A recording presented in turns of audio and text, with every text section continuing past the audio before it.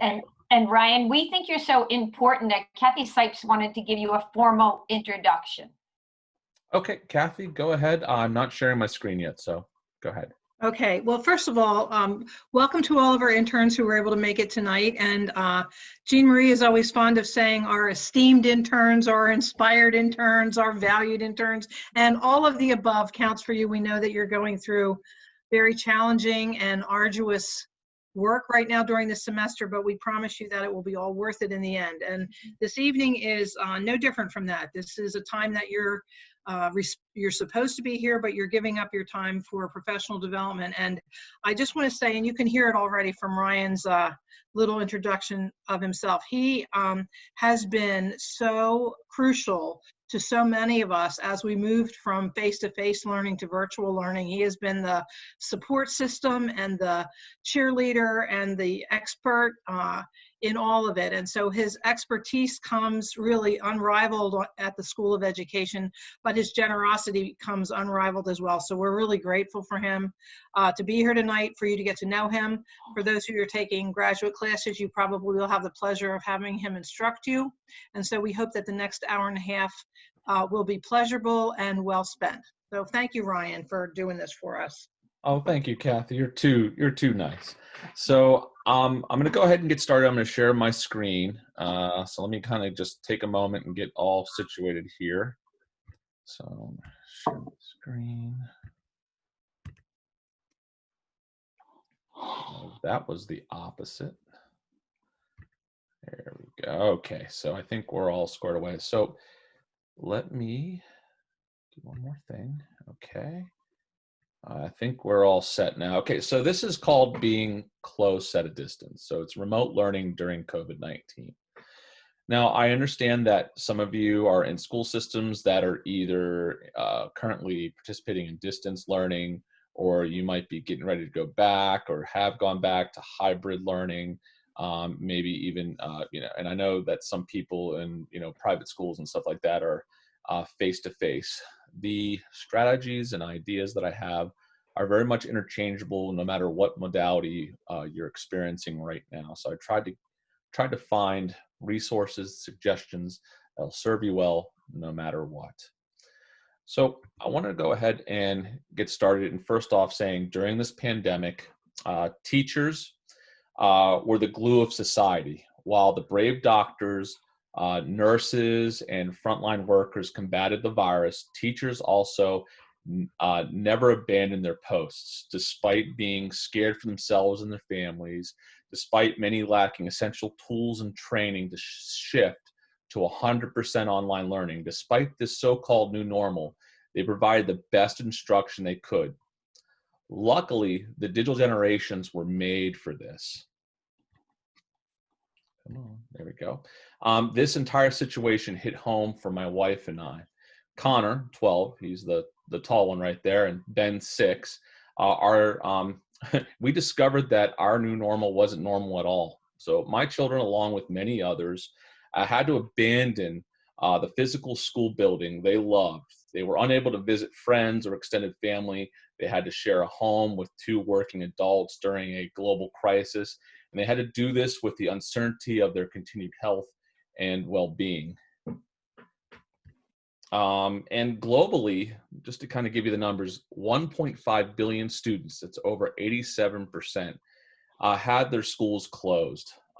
In the US alone, most of the 55 million K through 12 students were sent home, not to physically step foot back into the schools again until this upcoming fall or maybe even spring.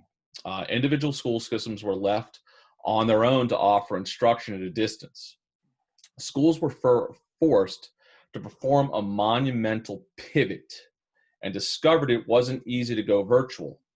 Lack of teacher training, the digital divide, lack of accessible tools, lack of instructional or planning time, high teacher anxiety, and mass unemployment created a difficult environment for success. As amazing as teachers are, they felt disconnected from their students and their classrooms. The sound of the opening bell, the smiles of their students' faces, and the very aura of the brick and mortar classrooms were replaced by packets of worksheets, connection errors, the ding sound. Once a student joins your Zoom or Teams or Meets class, the mute icon, and even those black screens. In the spring, parents and politicians were furious and believed distance and online learning doesn't work. In truth, what parents and students received wasn't true distance education. It was triaged learning. It was emergency. You can't change something like a system overnight. It's just not structured that way. The system of education hasn't drastically changed in over 125 years. Before the Civil Rights Act, before women could vote, before the first airplane lifted off the ground at Kitty Hawk, the education system, as we know it, was structured to provide factory workers and individual working routine cognitive jobs. They were preparing them for jobs that existed a long time ago. How is a system like this preparing what's coming next? Artificial intelligence, robotics, automation. So just think about that. Something built and constructed, a system back in the 19th century. How is it going to serve our students today? Unfortunately, we do not have time to stop and overhaul our outdated education system. As educators, we are here to serve. We have learners that are separated from their friends, dealing with everything being shut down and canceled. They are stuck at home going through their own trauma. We call it the new normal. Unfortunately, there is nothing normal about it, okay? Physical schools are more than just classrooms and hallways to them. There are spaces where students would enter and feel like they belong to a learning community surrounded by their friends and teachers. In a single academic day, students could read about exciting topics, write imaginative stories, create a model out of clay, produce a video about climate change, sing their little hearts out, and learn about far-off places that existed a long time ago. Online, it is hard to engage and motivate them to even show up. When they show up, it is hard to keep them interested. Many educators feel like they are going into this situation handcuffed. Get ready for the first takeaway from our time together tonight. You have the power and the authority to connect with your learners at a distance. You can be the reason they turn on their cameras and then unmute their microphones. We are here to explore how you, as educators, connect with your learners at a distance. Engagement and motivation, these can be characteristics of distance learning. If we challenge our mindsets and look at this situation as a way to transform learning experiences forever. First, I'm going to offer you a big idea that will serve you as guidance throughout these uncertain times. Next, I'm going to share strategies aligned to these big ideas to engage, motivate, and inspire your learners. Okay, so first, and then also periodically to really kind of get engagement going on in this workshop, I'm going to turn over our time together to you. We can fill the chat box with ideas. You can raise your hand to share ideas. You can unmute your microphones. You can ask questions. You can also express your own reflections on the situation or something that was brought up. Okay. So the first thing I'd like you to do is, the very first thing is interns, mentor teachers, teachers that have been teaching a long time, novice teachers, whatever. You are amazing educators.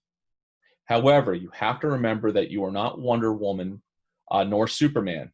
You do not have the superhuman powers that allow you to click your fingers and make everything work out, okay? Before the pandemic, educators had a tough job enough, okay? Now, they're being asked to sacrifice their time and well-being to support their students, okay? Grinding through these long months during the pandemic has been taxing. Make sure to take time to unplug and get away from your time as your student's hero, okay? Too much screen time isn't good for educators as well as students. Hold yourself to a manageable working schedule in order to live your life. According to a 2018 study, more than 44% of new teachers leave the profession within the first 5 years, citing burnout and a lack of pay and help. The pandemic has only exacerbated this situation. Please engage in hobbies and passions to feed your soul. Partner with others to plan and get help with when you need it, okay? You cannot engage or motivate your students when you are on the brink of burnout. All right, the next big kind of idea here is be strategic with your synchronous sessions. I know many of you are connecting with your students on Zoom or Teams or Meets, something to where you're doing synchronous video sessions, okay? The biggest takeaway from today should be that digital is different. Just because you have a synchronous session plan does not mean it will progress at the same rate and pace as face-to-face instruction. The important content, concepts, skills can be introduced before you even meet for your synchronous session. They call it flipped learning. It's very helpful. Basically, you front load the content and the information you want to share to where it makes the session that you have, the synchronous session, the main goal really becomes more of community building and social learning and real-time conversations and collaboration and real-time feedback. Some strategies that consider during these synchronous sessions include create a schedule for the meeting, like for instance, like a 5-minute opening greeting or celebration, 5 to 10 minutes of a warm-up task, a 5 to 10 minute micro lecture. We'll talk about why a micro lecture in a minute. 25 minutes or so of collaboration, discussion, guided and independent practice, and finally 10 minutes of closure and exit messages for your students. Share instructional resources before the live session. Again, what I mentioned about flipped learning. Using this strategy allows the session to be more application and hands-on rather than lecture. Bring other digital tools into the session, okay, such as Google Forms, Google Docs, Pear Deck, and Padlet to make it more interactive, okay? They just don't want to be passively consuming information from a talking head like mine, okay? Do not treat the chat feature as some sort of forbidden fruit, okay? Model how to use it productively, praise its proper use, and remind learners that you can see everything they type. Okay, next big idea. Use your learners' interests, passions, and experiences to make a connection. Okay, making a human connection is challenging when all you see is a small camera window and hear a digitized voice on the other end. Student engagement is valuable since it is so labored in an online synchronous classroom. Every class, every Zoom, Teams, Meet session should involve talking to each student about a topic that is meaningful to them. Do not dismiss this as non-productive. Building relationships should be the top priority. The curriculum, I promise, will come. Some strategies to consider. By providing your students a voice and demonstrating interest in them beyond academics, you can start to develop an authentic connection in person or even at a distance. Some strategies include conduct interest surveys and polls to uncover what your students like and dislike. Educators can use Google Forms, Microsoft Forms, even the polls feature in Zoom to collect interest data from your students to use in the future. In traditional classrooms, a researcher named Brophy observed that even if a teacher praises a child once every 5 minutes, the rate of praise for the average student would be once every 2 hours. That just won't cut it. As students enter the classroom, either physical or virtual, after making your greetings, ask them a question and listen to the responses. Engage in these short micro chats. Likewise, as you sign off your synchronous session, don't shut down the meeting all at once. Release students one by one after providing them with a short goodbye, words of encouragement, feedback, or final thoughts. Encourage your learners to use the chat feature. Again, a discussion on chat room etiquette is essential, but having a back channel or a space during your synchronous session is awesome. Finally, sporadically plan for show and tell events for students to share any cool news, projects they have been working on, or just an awesome experience they've gone through. Less lecture, more questions, okay? Despite the long-standing tradition of doing just this, our job as educators is not to mute learners and show them how smart we are. Rather, our job is to empower our learners to become independent thinkers and doers. In an online environment, when educators feel the need to lecture, they should keep it short.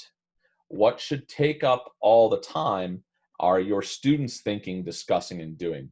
They should be the ones that are the more tired after that session than you are. Just some strategies to think about. Avoid long form lectures. Create what I call micro lectures. Things that are like 5 to 7 minutes, just real quick. The average attention span is even shorter than that, but if you can keep your discussion to your actual one-way discussion to 5 to 7 minutes, it should be manageable, okay?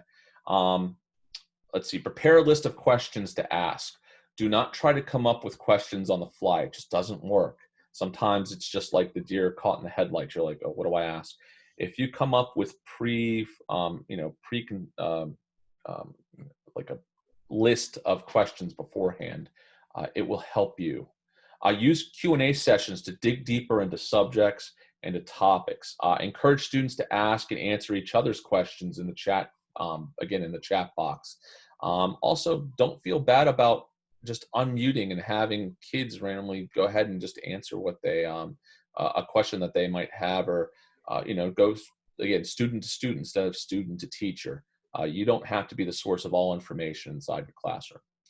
Use really interactive strategies such as Socratic seminars and the breakout room discussions.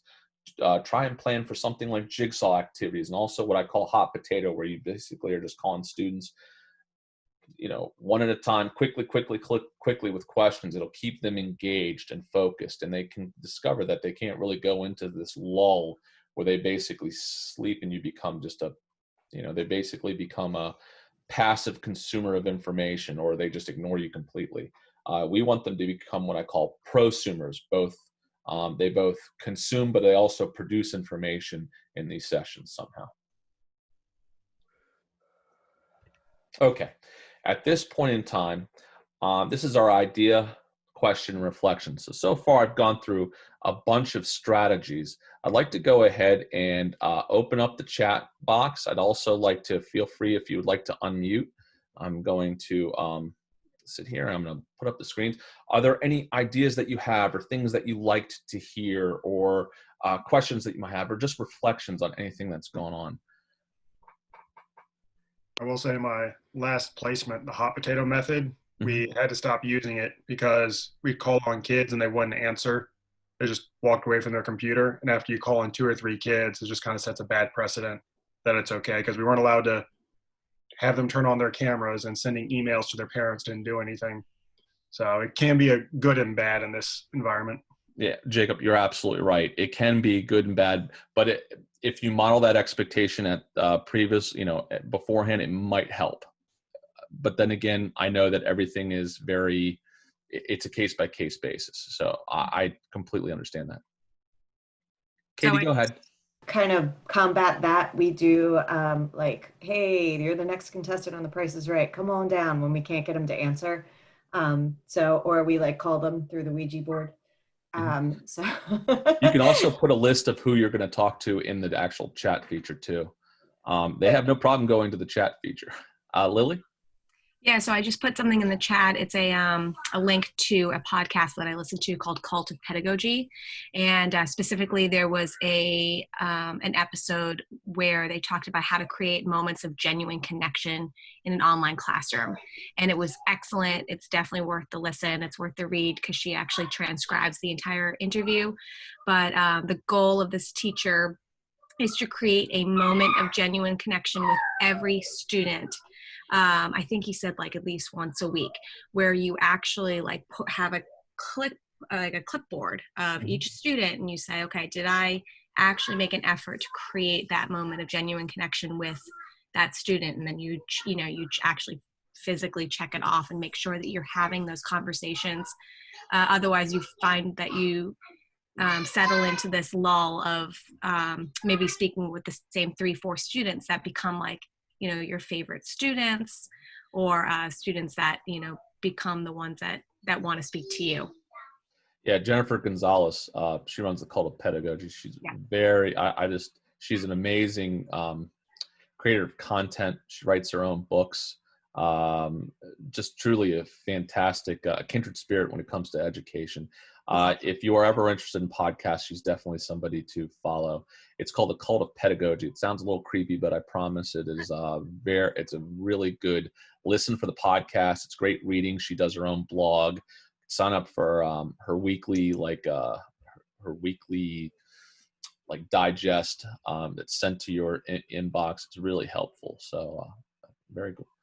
Any other reflections or ideas? Thank you, Lily. Oh, good. I guess I'm kind of warming you up here. So let's get at it. Okay, let's keep going. Our students like to do that. They like to log on and get counted for attendance, just like Jacob mentioned, and then try to sneak away and maybe Netflix. Sorry, we didn't hear you. Can you repeat? You were, I think you were too far away from your microphone. Oh, sorry about that. My mic is a little iffy, so I did type it in the chat. But we engage our students as they arrive in an online platform, like a Desmos, so that we can actually see what they're doing as the class progresses, and that prevents many of them, the ones who are engaged, from sneaking away. So if you have an interactive platform you can use, I know Desmos is pretty map specific, but there are others. I know some people like Nearpod maybe. But then you can track that student's progress, and they can't quite get away as easily. Yep, you definitely want those type of engaging type of the tools. There's Nearpod, there's Seesaw. There's a lot of just different tools and apps. And again, I do love teaching and preaching to digital tools, but I understand that you all are, as interns, you may have only pre-approved types of software and tools that you're allowed to use. So I don't get very tool heavy in this type of workshop, just because I know you might see something you might love and you're like, oh darn it, we can't use it. Because I know that you don't want to fight something like uphill battle to get access or approval for something cool. But there are a lot of things. I do suggest you work through your supervising teachers or anything like that, just to make sure to see what's available, like Nearpod and Seesaw. There's a lot of these different interactive, they can take just a general PowerPoint and make it more interactive. So definitely, I'm a big fan of Google Slides because you can share it easily. You can email it to anybody. They don't have to have Microsoft PowerPoint.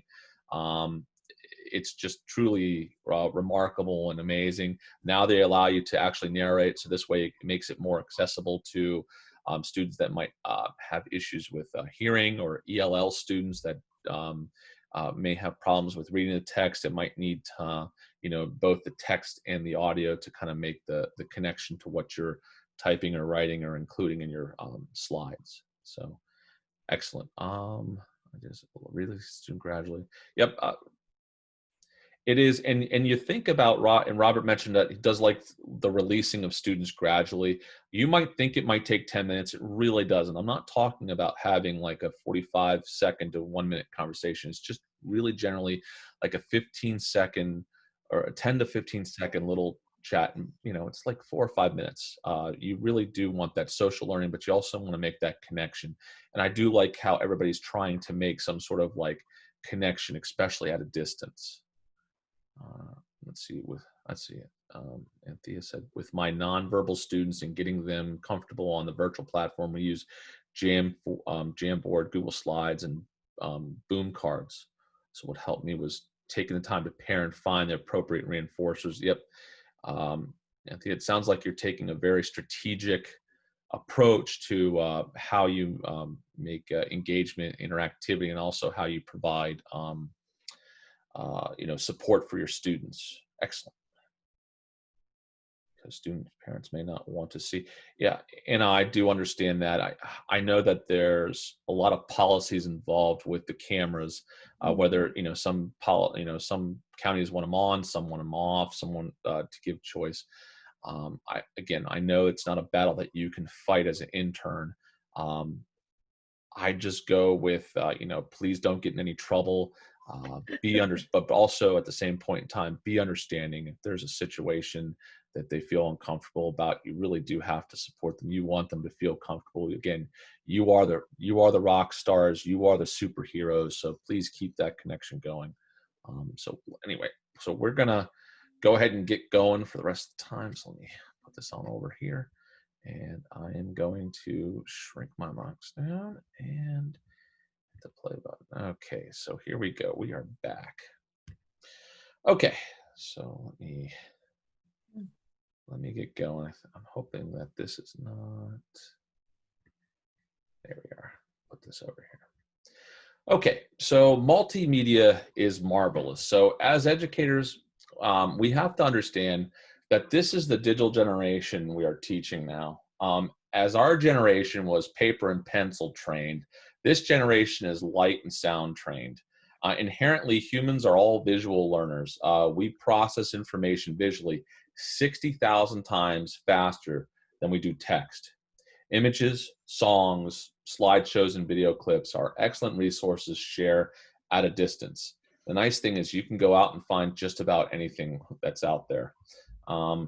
Just some strategies to consider. Again, sharing previewed video clips with students. Avoid using really long clips and make sure to process what they have seen in a discussion. You don't want them just to watch it and then just be lulled into sleep.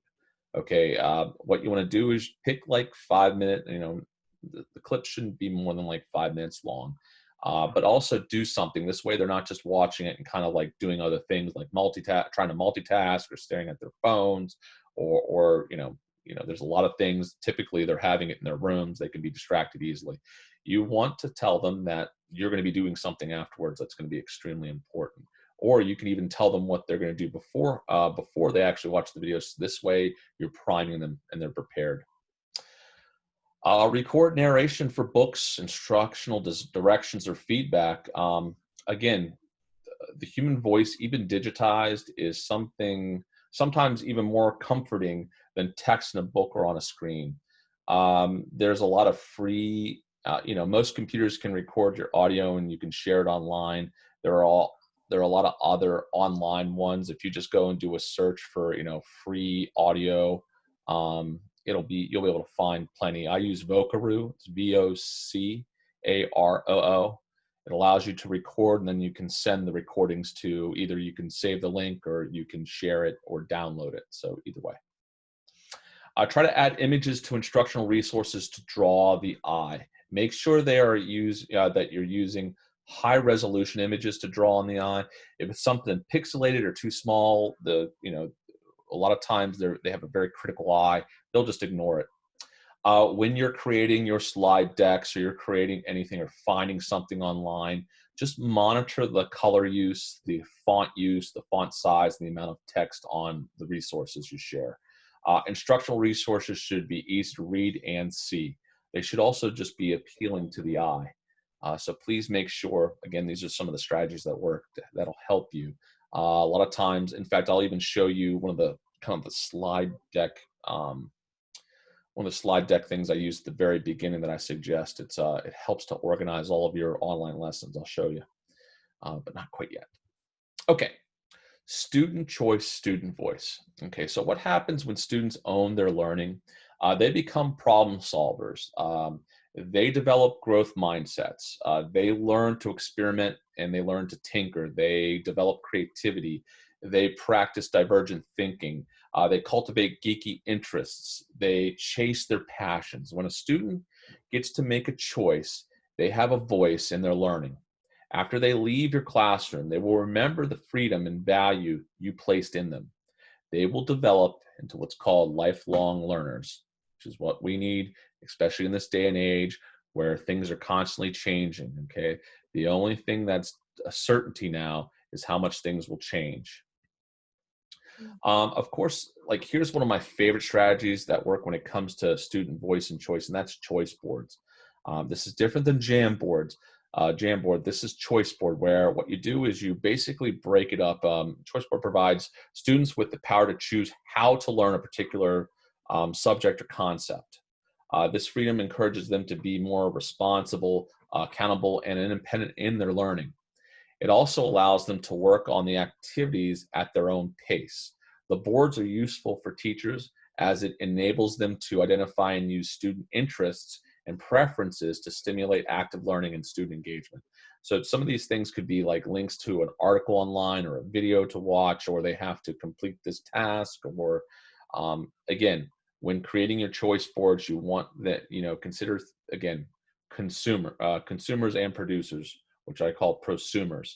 You want them to both produce and consume information. So think about that as you create your choice boards. And you can connect this to anything. This could be something that they connect to a Google Doc or a Google Slideshow or a Padlet or some sort of tool where they actually go and do something. I even saw one of my favorite choice boards I saw is one of the PE teachers created a Marvel choice board for physical education. So they had to do push-ups and sit-ups. They had a bunch of different Avengers. They had Captain America and the Hulk and the Black Widow, and you basically had to do all these things like different exercises. When you're done, you did, the students did 20 minutes worth of exercising. They may have picked 5 of the boxes to complete, and again, they were able to get a good workout in and meet the expectations. And it was an activity that was very easy to create, but also useful because you can reuse it again. Don't break up with breakout rooms. Okay, so Zoom Meets and soon even Teams allows video session moderators to break students up into small teams. Many school systems are worked up about adults needing to monitor these small groups as they work. I frame their concerns in this light. Can you hear every conversation spoken in your classroom at the same time? That's how I look at it, as it's about a trust issue. I want to be able to trust my students. Will they misbehave? Yes. However, you address that when it happens, and if it continues to happen, obviously you will step in and you will deal with it. However, breakout rooms will allow you to, the educators, the ability for students to work collaboratively online in their own small meeting place. Educators can even join the breakout rooms to check in with each team, monitor progress, and of course, safeguard students and making sure they're doing what they're supposed to be doing. Just a couple like strategies that work. You can do, obviously, think, pair, share. You could do a warm-up discussion. You can do exit discussions. You can do peer review sessions. You can play games, and obviously you can do virtual station work where you break them up into different groups. Maybe you have 5 breakout rooms and each group does an activity on something like some sort of document. And it's nice because it almost makes it into a station type. Best way, I guess, you can really simulate a classroom type of workstation where they're going around from center to center to center. This is an activity that you can do. And again, they can also, of course, switch tasks. Becomes very useful. Okay. The next one is diversify your teacher toolkit. So students, write a paragraph to explain why the United States fought in the Civil War. Okay, so the write a paragraph directive is up there with pop quiz and popularity. Okay, write a paragraph, repeat after me, complete problems 1 through 4. If students complete these tasks, then they have demonstrated they can follow procedural directions, not newly acquired knowledge. Right here in this strategies that work are 100 ideas in which students can express themselves. Okay. You could ask students to create advertisements, audio recordings, create book jackets, develop commercials, infographics, digital mashups, which is taking more than one app and building and creating something cool, drawings and dioramas. You can kind of do escape rooms. Yes, you can actually do escape rooms. Some of these are better for face-to-face, but remember, we might be going to hybrid. We may, and eventually we'll be back to face-to-face.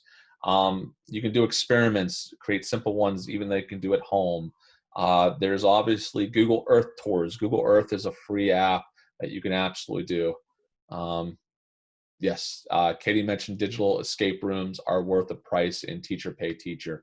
Absolutely. And funny, once you download one, you pretty much get the idea and you can actually build your own. Katie mentioned they're using Teams in Hartford County.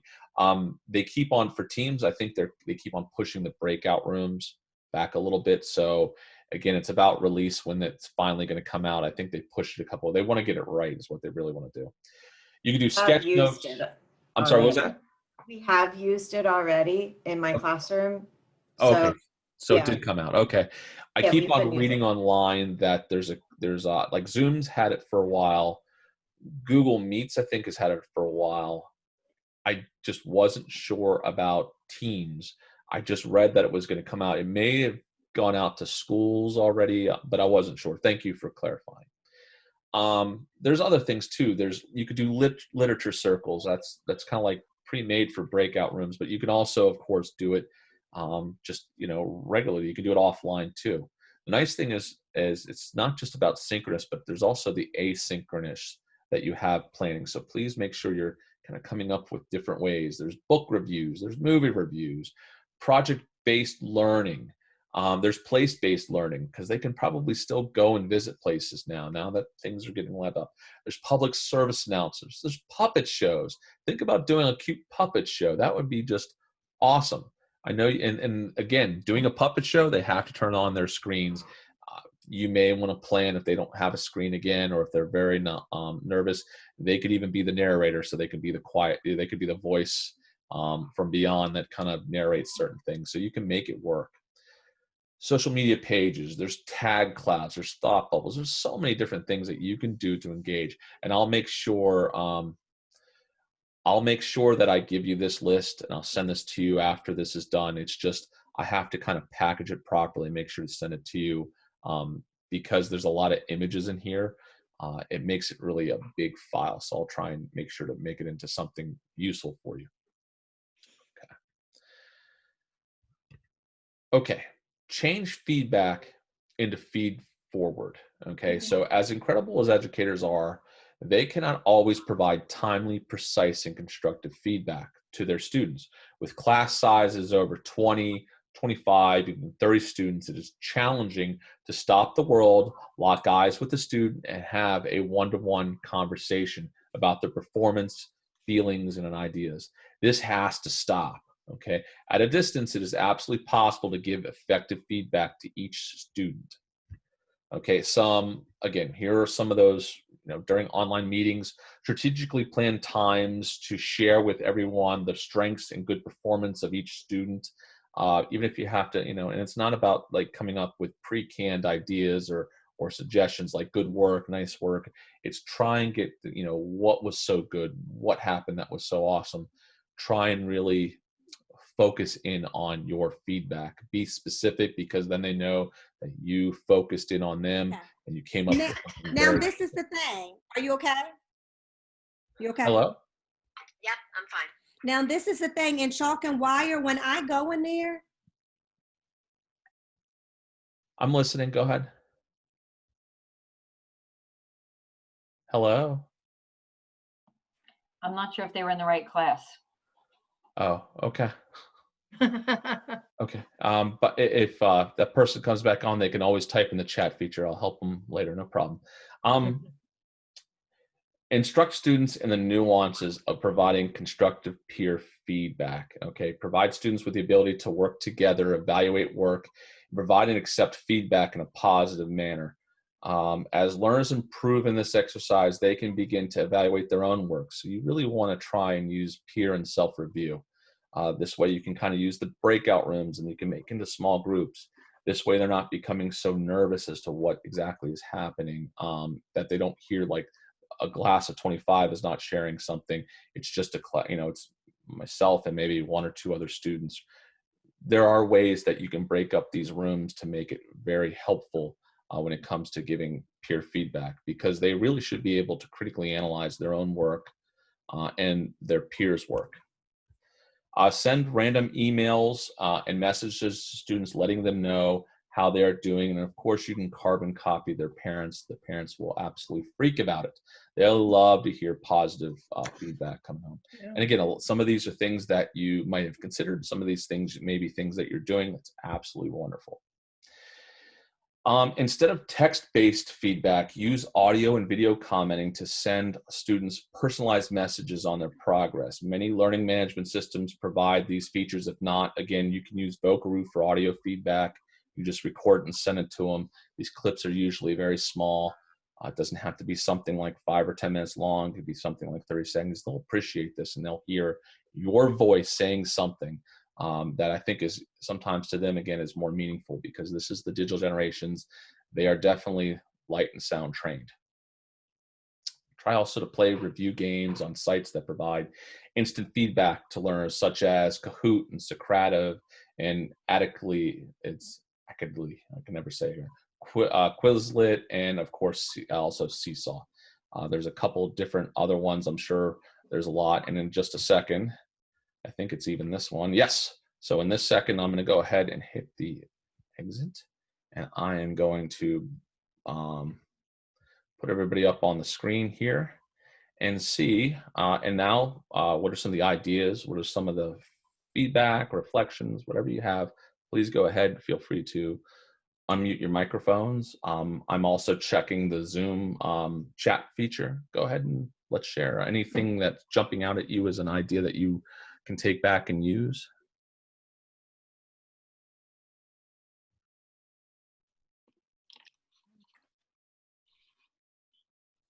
It's getting awful quiet. We use the breakout rooms for our personal narratives that we're writing right now. So for them to have a mini lesson, that quick mini micro lecture on leads, which will be next week, or dialogue and foreshadowing and all of those things. And then they go into their breakout room every other day to talk to each other about, well, how can I add this to my writing? I have my rough draft, so how can I go back in and put those really important key features in there, and they work together to do it just like they would when they're sitting next to each other. Excellent. And nice thing about also is that, of course, as they're going through and doing their peer reviewing, and of course, it can also eventually lead to self-reviews afterwards too. Thank you, Katie. I wanted to share something positive. This week I started my second half of my apprenticeship at Kenwood, and I started on Monday and turned on my screen because I was like 2 minutes late. And it was just such a surprise to see almost half of the class, more than half of the class, with their cameras on, actively participating, welcoming me in. And it's a self-contained class. And I mean, it totally made my week, I would honestly say. And I've been at Woodlawn for about the last 8 weeks, and I love them. And Miss Dumler is an amazing teacher. But we were teaching AP US History, and it was literally like I would have rather watched paint dry every day. Sorry to say it, but that's how much of a difference it was. And I continue to tell Miss Bellinger every day how much I enjoy her class. And I've within the first day spent 20 minutes in a breakout room with the kids going over personal finance. Spent more time with them in one day than I have participated with the kids in 8 weeks at Woodlawn. So I was just very thankful, and I wanted to share that with you all, that there is hope, and hopefully things get better. And it is just magical when you connect with a supervising teacher that just has already kind of developed that presence, especially. And imagine that they're doing this in a time of pandemic, where they're also struggling with their families. They're trying to keep their families together, and they're, a lot of them have their own children that they're going through school right now. So it truly is amazing. I'm glad that you've dialed in on a fantastic supervising teacher that obviously has created quite a learning community. So Patrice, thank you very much for sharing. Jacob, go ahead. The unique tool we've used on Schoology was they have a built-in voice recording. Mm-hmm. So we would have them do an old-timey radio ad for a new technology, or do a political campaign for one of these progressive presidents, something like that, just to break it up so they're not always answering questions, not always typing or writing, but they just talk. Absolutely. And I'm actually creating a book, and and then of course Jacob brings up an excellent point that you really try to diversify how students really express themselves. It's not just about, again, writing a paragraph. It's not about something out of context where you're forcing them. I'm actually writing a book right now, and that massive list is all of the different ideas in which students can express themselves. And if you give students a chance to make choices, they start to really make this authentic connection to you and also to the learning. Okay, if they don't see something, if they don't believe in something, then they don't want to really do it. Okay, why do I want to answer questions 1 through 10? Because you told me to? Because my parents will get mad? Because the principal will yell at me? No, it's about, why do I see value in doing this? Why is this relevant to me? As soon as they see that, you're going to make a powerful connection. They're going to make a powerful connection. They're going to start to choose to do things instead of feeling like it's nothing but oppression where you're forcing them to do it. They're going to want to see that, especially when you really connect with their passions and their interests. That's really the key to their hearts. Connect to their passions. Any other reflections, ideas before we keep going? Oh, yep, Leah, go ahead. I'm sorry. So, actually, I use Schoology too. I'm at the same school as Jacob and Patrice Kenwood. Hey guys. Eva, are you there too? I feel like I recognize you, but maybe it's from a class. But I was going to respond to what Jacob said about using Schoology and the record feature. I have used it to give feedback on written work, and I've recorded myself. So when they submit something, I can create a recording of myself talking about their assignment, and I've used that for revising and editing, and it helps create that a personal connection, and it's a lot faster for me than typing everything up as well.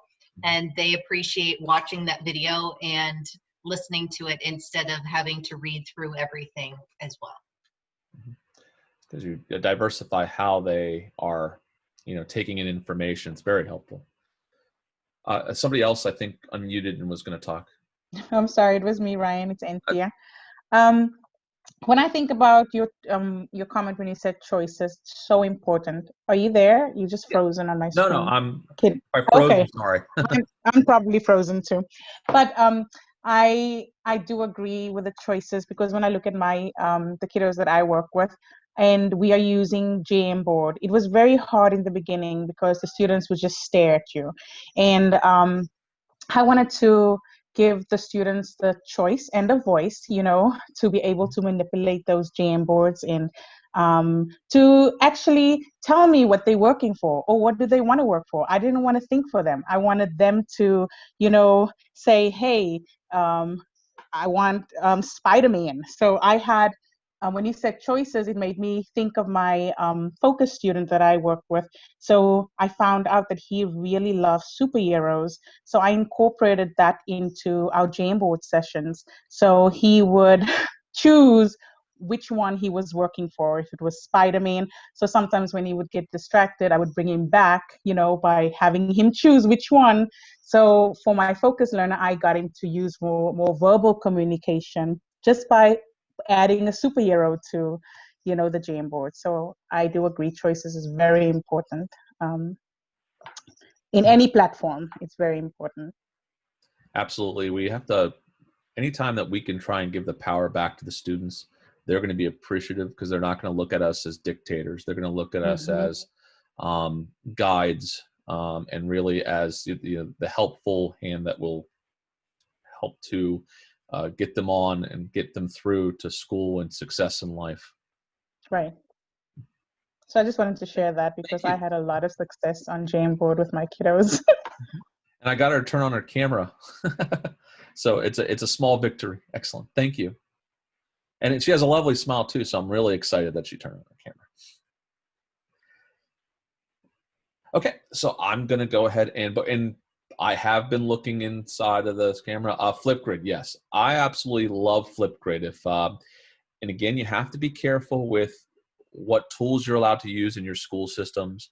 A lot of schools are very interested in Flipgrid. So Flipgrid allows, instead of just doing discussions where you just type it, they're video conversations to where You might do your first conversation, you post a video, then your students can actually access the video and they can respond to it in a video format as well. It's free. You do have to be careful about security and privacy. However, it's fairly secure. You do have to access the conversations using a PIN that you have to share with them, but it's fairly accessible. They do have to have a device with a camera, and that they can, of course, record video. Even using a cell phone is usually helpful too. Remember that they're not going to record something in perfect formal English, so please respect that. But you know, the ideas obviously will come through. And again, it's really asynchronous video engagement. It can be very useful too, because it's very simple to use. Most kids have cell phones or tablets or something, or they can use it on their laptop. So it's another tool that's very accessible on multiple devices. So very helpful. Okay, so I'm gonna switch this back on. Let's scroll this down here. Okay.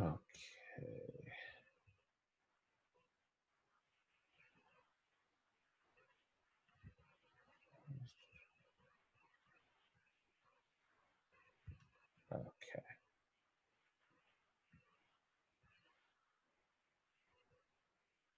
Okay.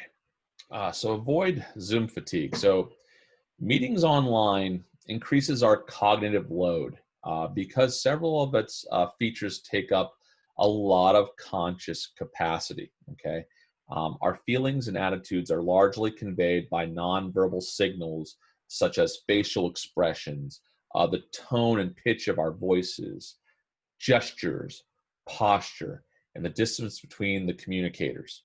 Okay. However, a typical video call impairs these ingrained abilities and requires sustained and intense focus and attention. Some strategies to combat what they call Zoom fatigue for both you as the educator and of course all your students is try to avoid multitasking. I know this is kind of like a shot in the foot for a teacher because you really do exist as multitaskers. I suggest trying to avoid multitasking highly, very cognitively demanding tasks because you're going to find that you are mentally exhausted when you're done. More so, I guess, than you normally feel tired as in teaching online. Try to provide brain breaks for both yourselves and your students. I've heard nightmares about people trying to have 2 or 3 hour sessions on Zoom. It's just not very healthy. You're going to feel mentally drained and impacted. I know that you don't always create your schedules. You can also remember, you can break the session up into small, diverse, like learning events to where they're constantly kind of changing things up. This way they're kind of like, you know, they might be reading a section, but they're also doing something. You're getting them up and, you know, up as in you're like increasing the cognitive demand, you're decreasing it. So you're changing and making a wide variety of things. Also, don't feel bad about just pausing or giving them a 5-minute bio break or a break that they have to, you know, if they have to go use a restroom or get a snack, don't feel bad about doing that because the brain needs a break from that, especially from these types of video situations. There's a lot of other things that you can do to combat Zoom fatigue. You know, try not to create a very bright screen, as in, you know, try to maybe dim your screen a little bit. It won't be so impactful on your eyes. You won't get that eye strain and feel like, oh, almost like you're kind of developing a migraine. So just be careful. Try to keep distanced from the computer. Hopefully you have a good microphone that can kind of pick up your voice. So just make sure to do these things. It'll actually help you to combat the Zoom fatigue. Okay, so what I also suggest is creating what I call a housekeeping slide. And this is at the very beginning, and you also can tend to show it at the end. So a housekeeping slide is kind of like a lesson plan in presentation format, I guess is the best way you can say it. I found this, you can build your own. Again, whether you use PowerPoints or slides or Pear Deck or whatever tool or resource that you use with your students, you can easily build something like this. This is just a housekeeping slide. in this. I include synchronous session. I include the things to remember, like camera on, audio muted, listen carefully and closely and participate. Use chat for questions, participation. You can do quotes of the day. There's a nice Maya Angelou one. Do the best you can until you know better. Then when you know better, do better. You can include like a little embedded video if you want to do like a have a good morning. This is something for like kindergartens or first graders, but obviously you can do something else if you want them to watch a quick little clip. If you want to take attendance, obviously you can say, oh, please go to the chat box and type in a 1 or a 2. This is, again, it's a record of who's there. You can quickly, as they're doing and participating in this kind of like housekeeping slide, you can take attendance real quick.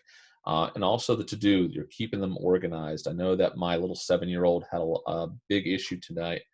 We had a blow up because he did all of his work, but he forgot to hit the submit button, forgot to take pictures for art. He forgot one section of his directions. Sometimes doing these little to-do lists are very helpful. So this way they can keep on going through and making sure that they're actually doing everything from point A to point Z. And again, if you like this, I'm happy to share this with you when I send you the resource. It's, in fact, you can actually see it's from slidesmania.com. They have all sorts of cool resources there. They're just basically templates that you can fill in the content. This took me like 5 minutes just to fill in a housekeeping slide. Again, some strategies that worked for this. Again, you could do a learning objective if your school system or your supervising teacher requires you to like broadcast and share the learning objective. You can obviously put in there. You can create like a short engaging video. You can also put on there too if you want to do something like a Go Noodle or something like that. If you want to get them up and moving out of their seats, the to-do list, the homework, the quote, also parent resources. The nice thing is you can actually email this. You can just email the file, and again, they actually see what you're talking about. They can actually see the resource that you shared with them. So it's been just about an hour. So what I want to do right now is I'm going to break you up into breakout rooms, and I'd like you to go ahead and discuss 3 things you now know that that you didn't know before, or 3 things that are you kind of like really hit home that you're going to try and do in your classroom, once you can. So what I'm going to do is break this up right here, and I'm going to create some breakout rooms real quick. So let's go to breakout rooms. Let's see, there are,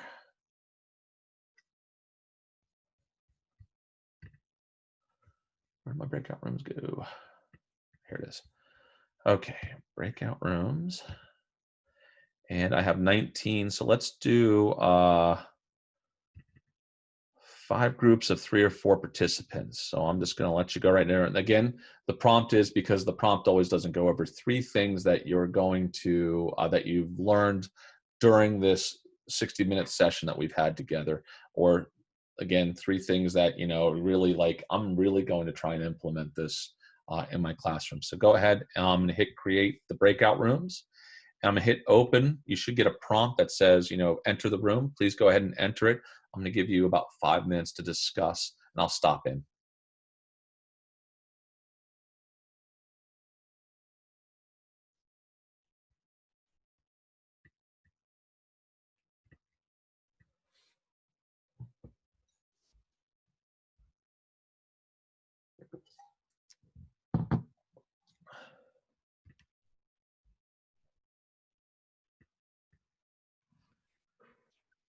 Go down and apologize to Daddy at some point, okay? Watch a show for a few minutes and then you go down and apologize.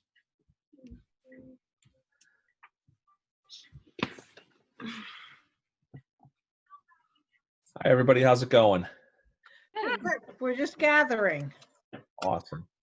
Yeah, I'm sorry my camera's been off a lot. I have a really fussy 3-year-old right now. And so he would be mostly crying and I'd be like jumping up and down. I understand. Please don't apologize. I completely 100% understand. The only reason I have peace and quiet is because it's soccer night. So I got it. Yeah, I don't like when my students log in and immediately turn their cameras off. But it's, the alternative is that you guys are hearing and seeing the chaos that's happening around here.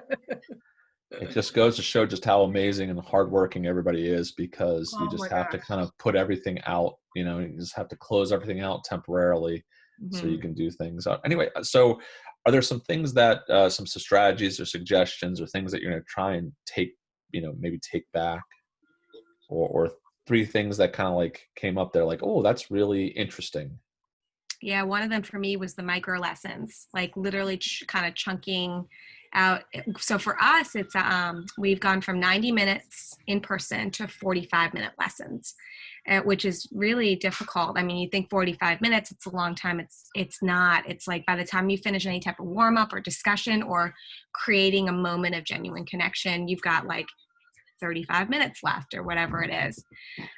For instruction, I mean, getting into breakout groups alone takes a few minutes to get everybody settled. And so anyways, for me, it was I really thought the idea of when during the planning process, planning to the micro lesson aspect of planning and,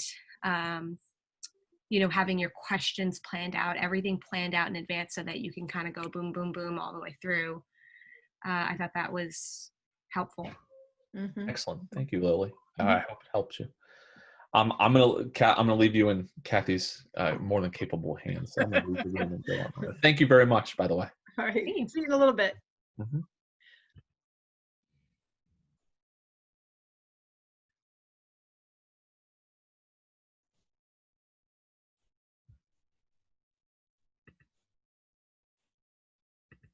Genius. Oh, hello, there you are. We were just telling you that this is so genius, this little piece of the housekeeping slide of incorporating everything. Because we did this. We did have a warm-up slide before, but it wasn't nearly enough. So I love that we could include the objective, the timing for the class. Like, okay, so the warm is 5 minutes, and then we're going to hit up this activity, then we're going to do a Desmos, then you're going to do your show, but all that on one slide, perfect idea. Oh, thank you. I saw it and I was looking every place for it because I saw it once, didn't know where it came from, so I had to go hunt it down. And I would go to everybody's intra boards. I'm like, okay, that's not quite what I had in mind. That's not quite what I had in mind there either. I finally found it just searching last night. And I'm like, oh, this is what I need to share because this is going to be helpful. And the best thing is it's not just about distance learning. It's also helpful if you're doing like a technology enriched lesson to where you're just using it and presenting, but you have all these resources. It's very helpful, I think, using that also, so it can really be for anything, hybrid, distance learning, and of course, just the traditional face-to-face. It's really helpful. So yeah, it's Slides Mania. I signed up for them. They have tons of resources. Eva, if you need it, just reach out to me after the session, and I'll be happy to send it. And Jean, she'll nag me and she'll get me to do it too. So it's no big deal at all. I don't mind. Very, very cool idea. Yeah, I would totally do that in face-to-face learning too. When my students would walk into the room, I'd always have because I taught at a private school before this, when we still had face-to-face. And, I'd always have a warm up on the board, but it would have been such a great thing to have the warm up as a piece of the board and the other stuff all incorporated so that it all ties in. I mean, I just loved it. It's also helpful if you're doing planning, if you're planning more than one, if you have multiple classes, if you're like the social studies teacher and you're planning out, you can actually do I think it helps to keep you organized because you can do it once, or maybe you do it over the week for the same classes, but it's all nice and organized, and you just keep on using that template over and over again. So I'm glad you found a resource that loves and inspires you to use. So, and again, if it's not perfect, you can always edit it or even make your own to work. I probably would, because I made my own to be math specific, but Kelly made a really good point about making it accessible to parent helpers. Kelly, what did you say? Yeah, so I teach multiple classes virtually and in person, And because I teach special education, there's somebody helping at home with all the students that I'm teaching virtually. And sometimes they don't make it exactly on time. So we start at 8:45 and some of them don't get there until 9. But by that point, we've already gone through morning meeting, which typically has all of the reminders.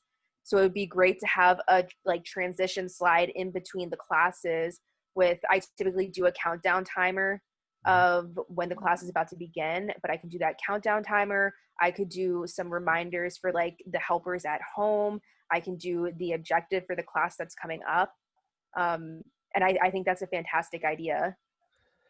And the nice thing is you can also embed like a timer in there as well. So this way you don't even have to go outside the slide. I'm sure you can find some, utility out there that will embed a clock for you. Yeah. Absolutely. Yeah. Excellent. Sounds like you all have great takeaways. I'm just going to give you another minute before I have to check. I'm going to try and see if I can do one more breakout room. Okay. And so you'll laugh, Kelly and Eva. Yeah, I'm excited that Ryan jumped in there and heard how much you were excited by that one slide. So what actually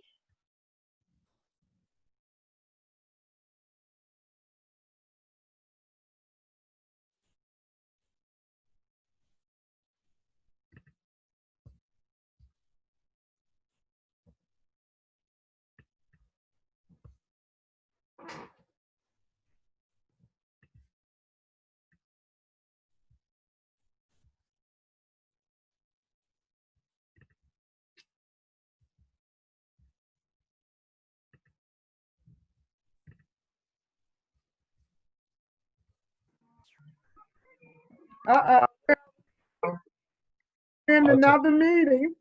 No, I just closed the breakout rooms. That's all. Nothing's broken, I promise.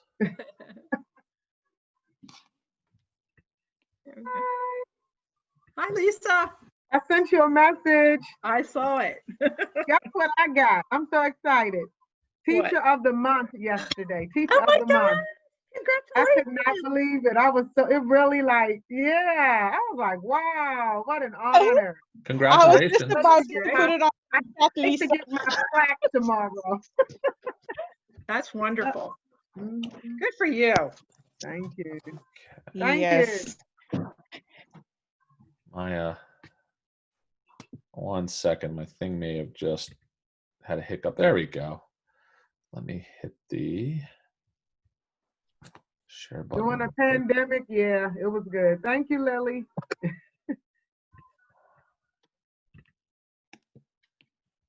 Okay. Sorry, my thing just got off. I think when I went into the breakout rooms, it didn't like it very much. Okay.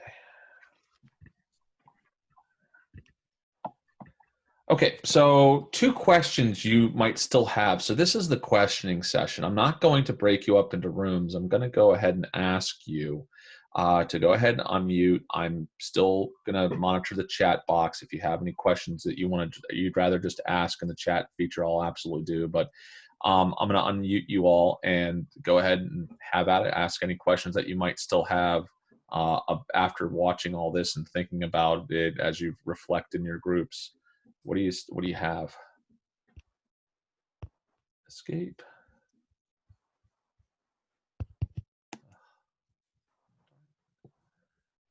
Is anyone speaking? There we go. Can everybody hear? Yes. Okay. It was I must have frozen up for a second. Sorry about that. All right. So go ahead and let me blast this screen out here. Ryan, we actually chose Lisa to talk for our group. Lisa, I think you've been volunteered. I know. I really wasn't, but okay. You want me? I'm ready? Yeah. What questions do you still have? Well, it was Robert, Jacob, Anthea, and myself. We kind of did not have any questions. We had some takeaways. Is that okay? Takeaways would be great. Go ahead. Not that we know it all, but we came together on some things that really was exciting to us from this meeting. One was the importance of self-care along with time management. Just how important it is. You really, you're at this computer every day, all day, for most of us from sun up to sundown. And sometimes you just have to just say, that's enough. That's it. There's always tomorrow. Meeting your deadlines, but still in moderation. So we kind of lumped it together, self-care / time management, how important that is. Also, the importance of pre-planning strategic questioning as a part of your lesson plan. Like you said, not just going in there on a whim, like, you know, we said how as you're preparing your Oh, Lisa froze for just a second. lesson She plan. might come back. Lisa, you froze for about 10 seconds.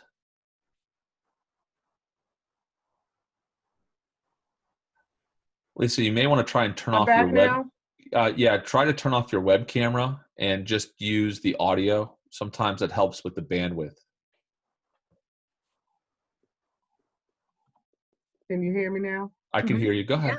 Okay, so secondly, the importance of pre-planning your strategic questioning as a part of your lesson plan instead of just waiting and going out on a whim. You know, think about the things that your students may want to know. And then the differentiation, sectioning off the class where you have two different focuses going on, and then you meet back up together, you collaborate together. And lastly, consistency with expectations. For example, students need to be aware of their break times. Maybe they'll be more apt to participate, knowing that, hey, there's a break coming up at 10 o'clock. So. Absolutely. And also, yes, make sure you plan them. Yeah, it's very tough, you know, especially because they're up and they're at it, they're active, and we're making them sit in front of a screen for their safety, but it is tough. Keep the consistency. I know real quick at my school, we have the 20/20 where when the students come to class, they cannot go, you know, you have to wait 20 minutes before class and 20 minutes before it ends. You cannot allow them to go out in the halls to the restrooms, and they know it, but you have to stick to it. So I have it already written out, like from, for example, when we were face to face, from this time to this time, Miss Harris, can I go to the bathroom? I'm looking, I said, you just missed it, sorry. And they're like, oh, okay. They understand it, unless there's an emergency, but you know, go to the bathroom before you come to class. Gotcha. That's all. Thank you, Lisa. Excellent. Any other questions or how about we move on to the one thing that you're going to take away? What one action are you going to promise me you're going to do moving forward? You know, go ahead, feel free, again, unmute if you haven't shared yet and you want to share what's something that you're going to do tomorrow or the next day or Monday.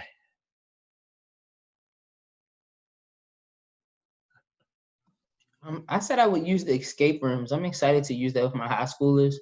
I think that's a great idea, something I never thought about. I'm excited to use that because I know that maybe that'll get them to chat more amongst each other and like they have to get out of it. So I don't know. I'm excited to use it. That's a great idea, whoever came up with it. Trees, that's excellent. And the nice thing is all they have to do is escape your breakout room. Really, it's, you know, it's just the puzzles.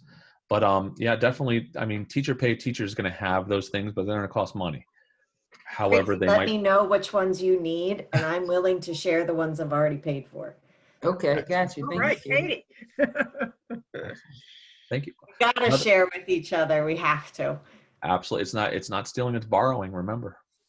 Absolutely. Thank you, Katie. Anything else? Any other like takeaways? Any action that you're going to do tomorrow, or again in the near future that you're going to promise that you're going to do? I can tell it's getting late. He's all sleepy and tired. I know you've taught today. I completely and 100% understand. I just ask you to bear with me for just one more minute. I wanted to tell you that I'm here to support you, like moving forward.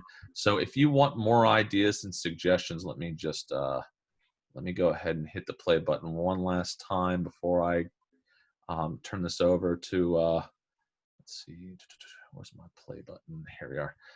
If you want more advice or suggestions or help, you can always email me. I'm at Notre Dame. So you can always find my name. However, if you are interested, you can always join ryanschaaf.com because I give you everything. I give you tons of free materials, resources. There's, I do a lot of these types of presentations, and Eventually this resource is going to find its way onto my YouTube channel, so this way I can share it with you. If you want to do newsletters, if you sign up as the contact form, I'll actually send you resources I really like and suggestions in the future. So please, ryanschaaf.com. If you're interested, I also sell books there. I'm not going to peddle to you. I know you're interns and you're probably tired. You want to go enjoy some time with your families. I get it. But if you're interested, please feel free to visit this. I will also provide you with this type of resource afterwards. So this way you can have it. You can kind of see some ideas and think about what you want to do into the future. So before I hang up and turn it over, let me go ahead. I'll stop sharing. There we are. So let me stop sharing. There we go. And let me go to the chat box real quick because it's, I had a couple chats. I just want to take a look. And there are also, by the way, Katie shared the Google Sites in there for escape rooms, The Outsiders, ending the meeting with the mini conversations. Emily, absolutely. It's, I love for you to process what we go through. And yes, you obviously need to watch your mental health. Let's see, how do we get them to get their cameras or without making threats? Lily, it's tough because you don't want to come off as authoritative. You could do something to where you could have them make funny faces. You could have, again, it's also based on the age. You could, have them make a funny face, have them respond some way to where they need the video on for a second. And again, if it becomes something chronic, we have to understand that something might be going on in the house. I would be just very careful with that situation, be sensitive, and also work with your supervising teacher, because I could give you advice, but then they could turn around and say, oh, that's against the policy. And I don't want to get you or your supervising teacher in any hot water. So I'm going to hit stop recording.